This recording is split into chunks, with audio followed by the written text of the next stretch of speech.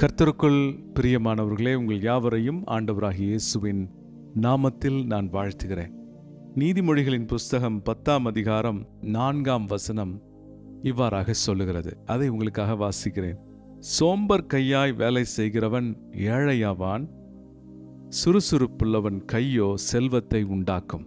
அன்பானவர்களே, நம்ம வேலையை எப்படி செய்கிறோம் அப்படின்றது ரொம்ப ரொம்ப முக்கியமான ஒரு காரியம். அநேகர் என்ன பண்ணுறாங்க, அவங்களுடைய வேலையை ஏதோ கடமைக்கு செய்யணும்னு நினைக்கிறாங்க, அல்லது செஞ்சு தொலைய வேண்டுமே என்று சொல்லி மன சங்கடத்தோடு வேலை செய்கிறாங்க.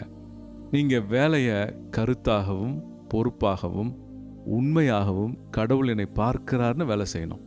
ஏன்னா நீங்கள் கரெக்டாக வேலை செஞ்சீங்கன்னா நீங்கள் செல்வ செழிப்போடு வாழ்வீங்க. நீங்கள் சோம்பலோட ஏனோதானோ என்று வேலை செய்தால் நீங்கள் ஏழையாவீர்கள் என்று சொல்லப்பட்டிருக்கிறது. அப்போது நீங்கள் ஏழையாக இருக்க போகிறீங்களா, பணக்காரங்களா, செல்வத்தோடு இருக்க போகிறீங்களான்றத நீங்கள் தான் தீர்மானிக்கிறீங்க.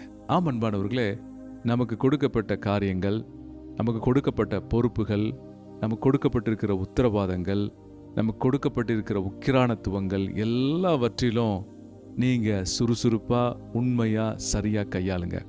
உண்மையுள்ள மனுஷன் பரிபூர்ண ஆசீர்வாதங்களை பெறுவான். நீங்கள் சுறுசுறுப்பாக டிலிஜென்ட்டாக ஒர்க் பண்ணிங்கன்னா சூப்பரான பிளஸ்ஸிங்ஸ் உங்கள் மேலே வரும். கர்த்தர் உங்களை உயர்வின் மேல் உயர்வுக்கு அழைத்து சொல்லுப்போவார். உயர்வின் மேல் உயர்வுக்கு உங்களை அழைத்து கொண்டு போய் உங்களை தம்முடைய மகிமைக்கென்று உயர்த்தி அழகு பார்ப்பார். நீங்கள் ஏனோதானோ என்று செய்யும்பொழுது கஷ்டப்படுவீங்க. ஏனோதானோன்னு எதையுமே செய்யாதீங்க. நல்லா செய்யுங்க, ஒழுங்காக செய்யுங்க, சிறப்பாக செய்யுங்க, ஆண்டவருக்குன்னு செய்யுங்க.